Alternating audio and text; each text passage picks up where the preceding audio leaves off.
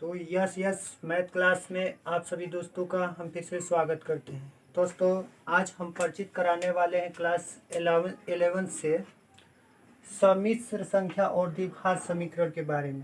तो आज के बाद हम जितने भी वीडियो अपलोड करने वाले हैं उसमें क्लास 11 और 12 से रिलेटेड जो लेसन होंगे उसमें हम सवाल को भी सॉल्व करेंगे। अभी हम यहाँ पे चर्चित करने वाले हैं सम्मिश्र संख्या की खोज किसने किया था। मतलब कि ये क्लास 11 में सम्मिश्र जो संख्या ये लेसन दिया हुआ है इसकी जो खोज करता है उसके बारे में हम बात करेंगे।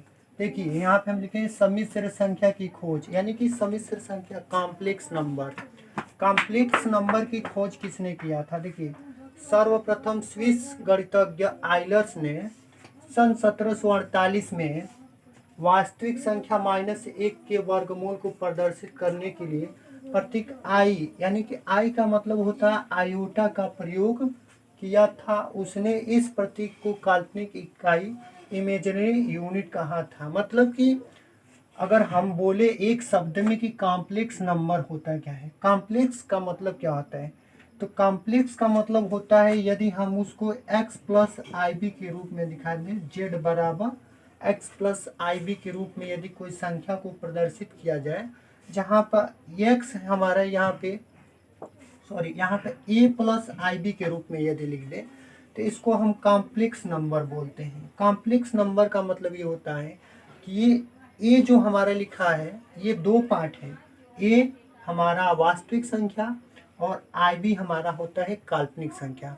तो उसने आई एक प्रतीक लिया और आई प्रतीक लेते हुए आई का मतलब बताया था कि √-1 होता है, और जब रूट को हटाया था आई स्क्वायर का मान उसने मान रखा था 1।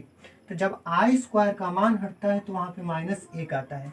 तो इंट्रोडक्शन में हम क्लास 11 से सम्मिश्र संख्या में हम केवल आज आइलर्स के बारे में बताएं कि ये आइलर्स ने इस सम्मिश्र संख्या की खोज किया हुआ था और कब, तो सन 1748 में। और उसने वास्तविक संख्या 1 को लिया और उसके आगे ये काल्पनिक संख्या यानी कि काल्पनिक भाग लिया -1 और उसको रूट में दर्शाकर बताया कि आई को हमने रूट में -1 लिखा और आई स्क्वायर बराबर -1 होता है। चूँकि वर्गमूल हमेशा धनात्मक होता है, वर्गमूल ऋणात्मक नहीं होता है। तो आज के लिए बस हम इतना ही आज करेंगे। बस सम्मिश्र संख्या और द्विघात समीकरण में हम सम्मिश्र संख्या की खोजकर्ता के बारे में हम आज चर्चित हुए हैं। अब इसके बाद हम चर्चित होंगे कि सम्मिश्र संख्या होता क्या है, उसका डिफिनीशन हम जानेंगे। यानी कि सम्मिश्र संख्या होता है क्या, यानी कि कॉम्प्लेक्स नंबर किसको कहा जाता है। इसके जस्ट बाद वाले जब हम वीडियो अपलोड करेंगे तो उसमें कॉम्प्लेक्स नंबर के बारे में बताएंगे। तो आज के लिए बस इतना ही रहने देते हैं। इसके बाद हम पढ़ेंगे सम्मिश्र संख्या किसको कहते हैं, सम्मिश्र संख्या के बारे में, जिसको अभी अभी हम शॉर्टकट में बताएं कि z बराबर a प्लस आई बी के रूप में लिखा हो, जहाँ पर a एक वास्तविक संख्या और i और b जो हमारा होता है वो काल्पनिक संख्या होता है। आज के लिए बस इतना ही।